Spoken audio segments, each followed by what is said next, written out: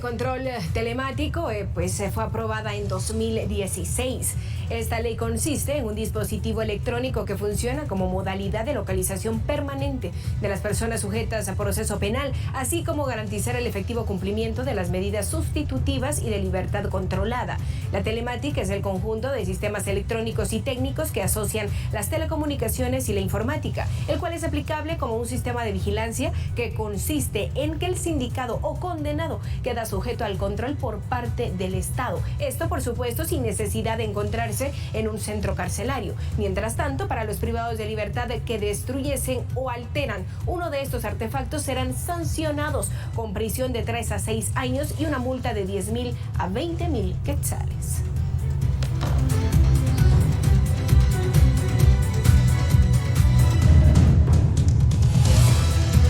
Un poco más sobre los controles telemáticos y el funcionamiento que tendrían en nuestro país, hacemos contacto con Julio Rivera Clavería. Él nos acompaña y por supuesto será un gusto como siempre conversar con usted. Gracias por estar esta noche en TN23. Hablamos ahora de controles telemáticos. Esto viene a modernizar el sistema de seguridad en nuestro país. Serán implementados por el Ministerio de Gobernación, pero ahora también hablemos de los riesgos que podría tener el utilizar estos aparatos electrónicos. Bienvenido, buenas noches. Buenas noches, Alejandra, buenas noches a todos los amigos de TN23. Yo creo que riesgos no hay, porque al final quien determina a quién se le puede aplicar esta medida sustitutiva del brazalete son los jueces. Los jueces partiendo de la base que los reos no son multireincidentes ni delincuentes habituales o obstaculizan la justicia o hay peligros de fuga, pueden otorgar medidas sustitutivas y en este caso las van a aplicar siempre y cuando sean delitos leves. No aplica delitos como los homicidios dolosos, como el asesinato, como el parricidio, como la violación, como el plagio o secuestro, como la extorsión y muchos otros más. Por lo tanto, esto es una medida que se utiliza normalmente en muchos otros países del mundo para cumplir con esos controles por parte del Estado para los condenados o sentenciados y para aquellos que se les ha otorgado esta medida y bajo el control del Estado, pero siempre y cuando sean delitos leves. Por lo que yo creo que esto es una medida extra. Esto no soluciona el problema del sistema penitenciario ni el hacinamiento, porque con 3.000 brazaletes que usted coloque, usted tiene 25 o 26.000 reos a nivel nacional. Y aquí lo que hay que determinar primero es la peligrosidad. Y quienes lo determinan son los jueces, no es el Ministerio de Gobernación, para aclarar. Muy buena la aclaración que usted realiza, porque también el sistema judicial juega un papel preponderante al momento de decidir a quién se le colocan estos artefactos. Si una persona tiene el aparato colocado, sabemos que no se lo puede retirar. De hecho, esta medida ya se aplica en algunos lugares, de hecho en Estados Unidos, sobre todo para aquellos que se encuentran por haber violado alguna ley migratoria. ¿Nos podría dar usted algunos ejemplos y escenarios que ya se tienen en otros países y que se podrían replicar en Guatemala?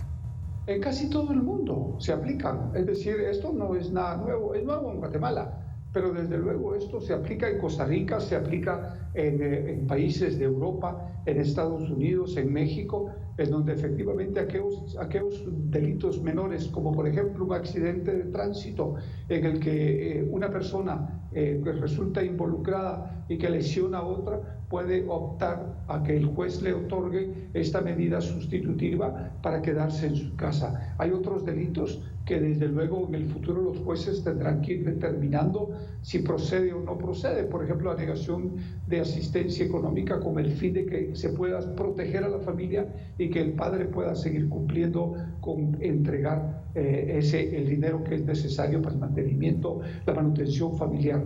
Y así otros delitos que son menores, por ejemplo, la estafa, la quiebra fraudulenta.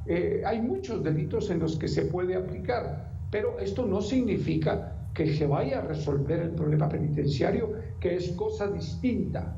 Yo creo que esto ayuda a que efectivamente se mejore el tema legal y el tema de la seguridad, pero no se resuelve el tema penitenciario. La ley de control telemático fue aprobada en el 2016, hace más de 5 años. ¿Qué podría usted opinar que después de este tiempo se esté realizando esta compra? ¿Por qué tan tardía?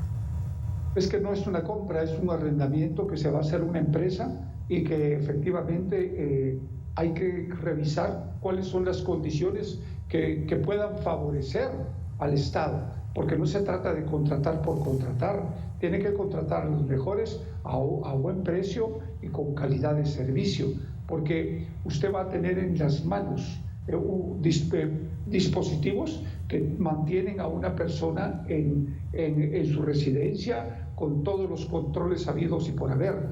Por lo tanto, el tema de la corrupción vuelve a jugar un papel determinante y aquí lo importante es que la empresa que se pueda contratar ya haya prestado ese servicio con antelación, tenga buenos antecedentes y que efectivamente sean profesionales en esa materia. Quizá no planteé la pregunta de manera correcta. Se han tardado más de 5 años en implementar esta ley. Fue aprobada en el 2016, es hasta ahora cuando se da y estamos hablando de 3,000 aparatos que serán arrendados, como usted claramente lo explicaba. Esto no viene a resolver la situación del sistema penitenciario. Entonces, ¿por qué se implementa esta medida con un número tan reducido y con tanto tiempo después de haberse aprobado la ley? Porque durante todos estos 5 años han habido múltiples problemas cuando se ha querido licitar la contratación de las empresas debido a problemas internos, a actas, a precios, etcétera. Por lo tanto, yo sí creo que debe ser una contratación eminentemente transparente que permita determinar qué empresa es, como le digo, qué nivel profesional tienen, porque van a tener en sus manos de alguna manera personas que han transgredido la ley. Y creo que esto es oportuno plantearlo porque tampoco soluciona el problema penitenciario, Alejandra. La gente es decir, las medidas sustitutivas siempre han existido.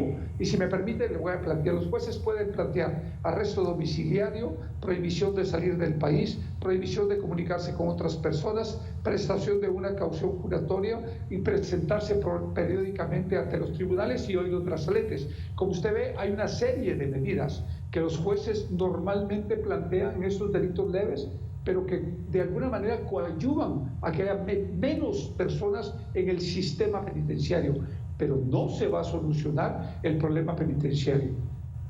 Claro, no se resuelve. ¿Qué propuesta haría usted y qué planteamiento se podría hacer a las autoridades para que lo pudieran considerar y no solo tener estos 3,000, sino también poder contar con espacios carcelarios dignos, amplios y que permitan resolver el hacinamiento que se tiene en cárceles, que es más del 300%?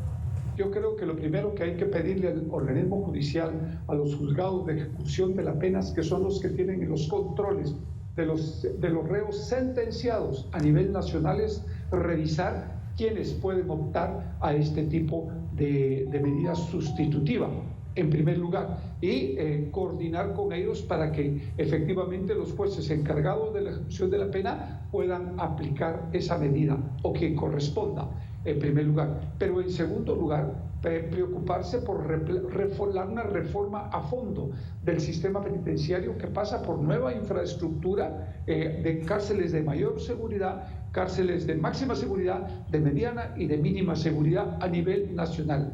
Y esto hay que hacerlo en varios procesos de gobierno. No se puede pensar que se va a hacer 1 año, en 2 años. Esto lleva periodos gubernamentales que son los que permiten que se pueda poner en práctica una reforma real y efectiva al sistema penitenciario.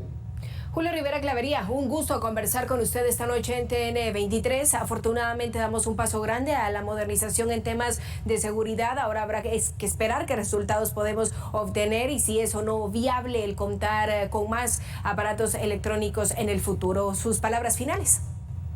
Pues yo creo que lo más importante es que empezar con estos procesos, pero no detenerse con los cambios de gobierno, sino entender que son procesos de mediano y largo plazo y que entienda la ciudadanía que hay que invertir en materia de seguridad, pero con absoluta transparencia y con todos los controles que la ley y que los órganos de control del Estado, Contraloría General de Cuentas y del Ministerio Público establecen.